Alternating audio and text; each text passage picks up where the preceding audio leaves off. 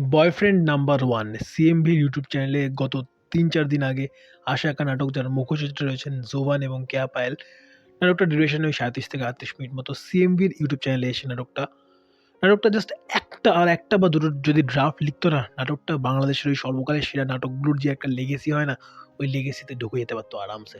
নাটকের মধ্যে যেরকম ধরনের টাইট একটা স্ক্রিন প্লে রয়েছে খুব ভালো একটা প্লট এবং তার এক্সিকিউশন। বাট কিছু জায়গাতে নাটকটা ফেল করে। যে কারণে নাটকটা ওই যে বললাম ওই লেগেসিতে ঢুকতে গিয়েও ঢুকতে পারল না। এই ফিলটা কেন দিয়েছে অবশ্যই আপনাদের জানাবো এবং অবশ্যই সঙ্গে থাকুন, পরিচয় পর্বটা হালকা করে সেরে নিই। নমস্কার, আমি শুভ্রজিৎ এবং আপনাদের সকলকে আরও একবার স্বাগত আমার চ্যানেল ফিল্মি চতুষ্কোণে। তো কেন এই নাটকটা নিয়ে এতটা ভনিতা করলাম? হালকা করে একটু গল্পটা বলে নিই।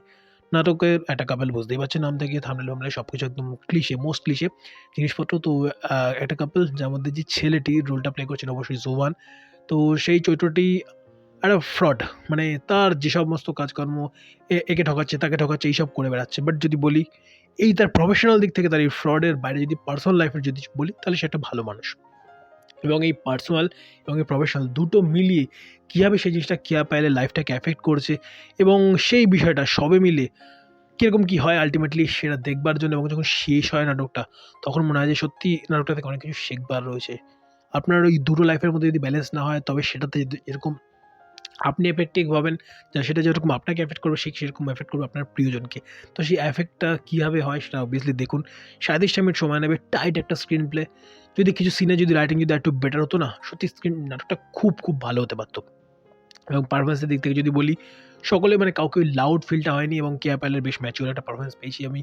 এবং মানে তার পারফরম্যান্সটা আই থিংক আমার জন্য সবথেকে বেশি হাইলাইটেড পয়েন্ট ছিল এই গোটা নাটকটার মধ্যে। ওভারঅল একটা ভালো নাটক এবং অবশ্যই যেটা লিখেছি থাম্বনেলে, একদম ভাওতাবাজি নয়, শিক্ষণীয় নাটক। যখন শেষ করবেন আপনার মনে হবে যে মানে আপনারাও, আমাদের প্রতিটা মানুষের কিছু ভুল আছে, কিছু ঠিক আছে।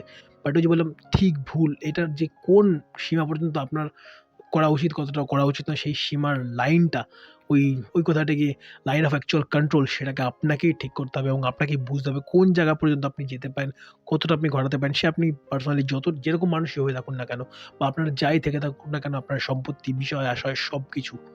দিনের শেষে ওই বললাম যে মান এবং হুঁশ দুটো মিলিয়েই মানুষ, এবং সবাই মিলে নাটকটা ভালো নাটক। বেশ ভালো ফিল দিয়েছে আমাকে। ৩৭ মিনিট চোখ সরাতে দেয়নি এবং যখন শেষ হয়েছে জাস্ট মনে হচ্ছিল নাটকটা হয়তো এই চরিত্রগুলোর হয়তো অন্যরকম পরিণতি হতে পারত। তো একটা ভাবা একটা নাটক দেখুন মোস্টলি হয়ে থাকে যে একটা নাটক দেখলাম, রিভিউ করলাম, তারপর ভুলে গেলাম নাটকটা। কেউ যদি জিজ্ঞেস করে, "ভাই ওই নাটকটা দেখেছিস?"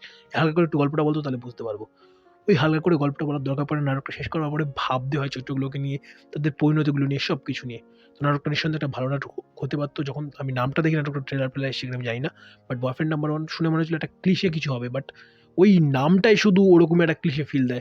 বাট গোটা নাটকটা যদি দেখি, সত্যি একটা নিশ ম্যাটেরিয়াল ছিল এবং একটা বেশ নিশাকা নাটক। নিঃসন্দেহে দেখতে পারেন, যারা দেখেছেন অবশ্যই জানেন এই বয়ফ্রেন্ড নাম্বার ওয়ান নাটকটার এই ফাইন লাইন, ভালো মানুষ, মন্দ মানুষ, ভালো চাওয়া, খারাপ চাওয়ার ফাইন লাইনটা আপনি কতটুকু নিজের লাইফে পালন করেন এবং আপনাকে কতটুকু এই নাটকটা কানেক্ট করতে সাহায্য করেছে, অবশ্যই কমেন্ট বক্সে জানাতে ভুলবেন না। ভিডিও ভালো লাগলে লাইক করুন, শেয়ার করুন। চ্যানেলে প্রথমবারের জন্য যদি চ্যানেলটাকে দেখে থাকেন, চ্যানেলটাকে সাবস্ক্রাইব করে চ্যানেলের সঙ্গে থাকতে ভুলবেন না। এবং নতুন হয়ে থাকলে চ্যানেলটাকে সাবস্ক্রাইবের পাশাপাশি পাশে থাকা নোটি বাটনটাতে অল নোটিফিকেশন অন করে চ্যানেলের সঙ্গে থাকতে ভুলবেন না। Bye bye, good night.